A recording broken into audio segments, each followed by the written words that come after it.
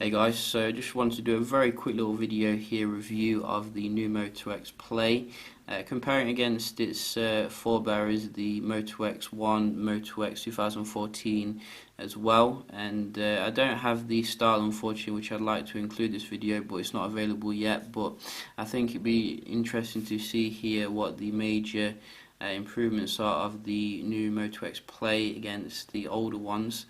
And obviously the biggest change I think that hits you when you do power on is that we're not getting an AMOLED display anymore on the new Moto X Play, but nevertheless I've been impressed by the colour gamut as well as the saturation that you can actually get here on the new Moto X. You can see there's not really much difference actually in terms of the viewing angles, etc.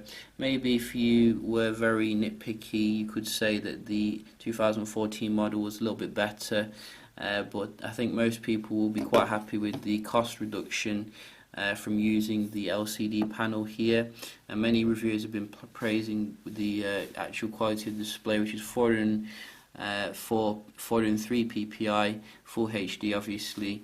The old one here coming with 720p, which was a little bit below spec back in the day, but wasn't a huge issue really. It was still very nice and colourful and very good.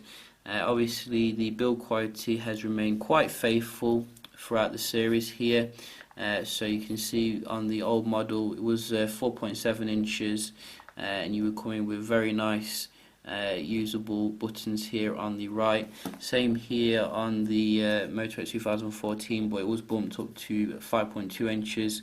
So some people did complain it was a bit too big, but personally I did enjoy the bumped up kind of proportion there. And on the new one we do have 5.5 inches, which is going to make people stretch even more. I think the only real criticism I have on the build quality of the new one is that these buttons on the right don't feel quite as solid as the buttons on the 2014 model, which felt a lot more tactile. I do notice, like when you are pressing them now and again, you can hear a little bit of a rattle. Maybe you can hear that. It's not bad or anything, it's just that I think that maybe it could have been a bit more solid really. But I do love this back here in terms of the kind of texture. It feels rugged and built to last here, completely the opposite direction of where Samsung is going with all of its glass, etc. And it feels very nice and comfortable to hold in the hand. It doesn't feel amazingly bigger than the Moto X 2014, so I won't worry too much about the size here. All of them obviously covered with Gorilla Glass. I think this is Gorilla Glass 3 as well. The other thing to talk about obviously is in the internal specs. I did try and run a Antutu actually on the new Moto X Play. It didn't actually complete it for some reason. It kept saying unknown device or something.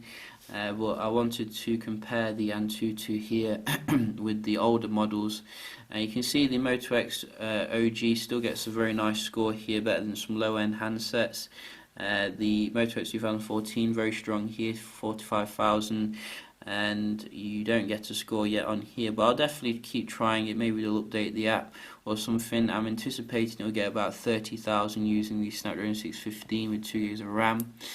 I think in terms of the actual day-to-day, I've been comparing it here a little bit with the 2014 model, and I can definitely see that the actual Snapdragon 615 seems to be well optimized here in the new Moto X. You can see in general it seems to be able to keep up with the 2014 model. It's probably the 2014 model is going to be a little bit better when it comes to the gaming though, because you're getting the Snapdragon 406 I think it is, 405 should I say, in the new Moto X, which is probably not the best, but we'll check it out nevertheless. Don't want to make assumptions obviously. Obviously we do also have these excellent front-facing speaker here, which I think someone said maybe a single speaker, but again, 2014 model, it looked like it was a dual speaker here, so that's why it was quite a weird illusion, but I'll definitely look into that. and I have been very impressed as well with the battery life improvements on the new Moto X here. I think quite a lot of people have been looking into whether the battery is any good. 3,600 odd mAh, you know, that is absolutely fantastic, and I've not been worried about charging it. To be honest, I've been using it like heavy over the last couple of days, and it's been holding up very well. The 2014 model was always a bit anemic in this respect. You know, you'd be rationing your usage and probably dead by 6 PM if you used it hardcore. It's only 2,300 in the 2014 model, which is not very good really. And the old Moto X was actually quite decent when it first came out, 2,100 or something. It was a 24-hour device, but I think because of the age it has declined a little bit in terms of the battery. But I think Moto have done well here to fit such a massive battery into the new Moto X. It's just weird how they didn't put it into the style as well.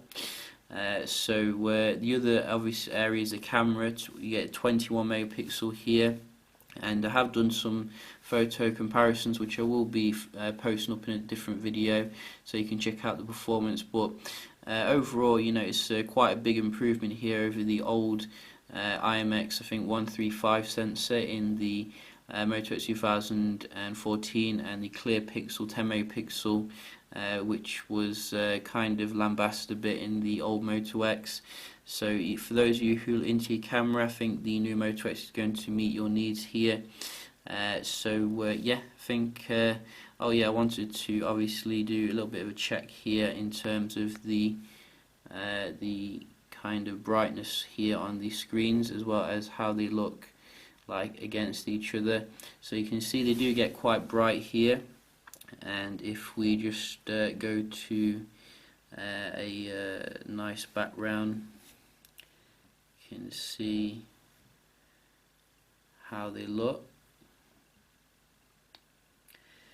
And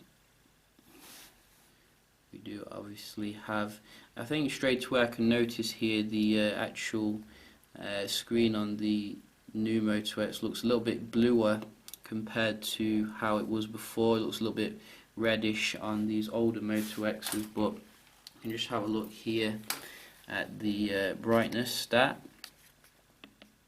So the old Moto X here coming with about 425, which is quite okay. And have I bumped this up? Yes, I have. So you can see, well, that looks a little bit weird. Should be brighter than that. Let's just check this. So you got that on, and we can just see here.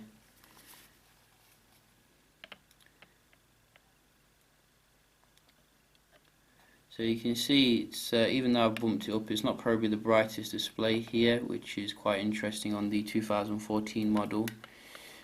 We do have obviously the last one here. Just check that I haven't got the adaptive on. No. So this is interesting to see here. So you can see here the new one coming with quite a nice bright display there. Probably not the brightest though, but decent nevertheless, and that's what I do want to see, because obviously LCD should be a little bit brighter here when you are out and about, which is good. But as I said, I'll definitely be comparing these lot and seeing how they stack up as well against some other flagship phones, so do stay tuned for that. Hope you enjoyed this little comparison here, and I will see you in the next one. Cheers.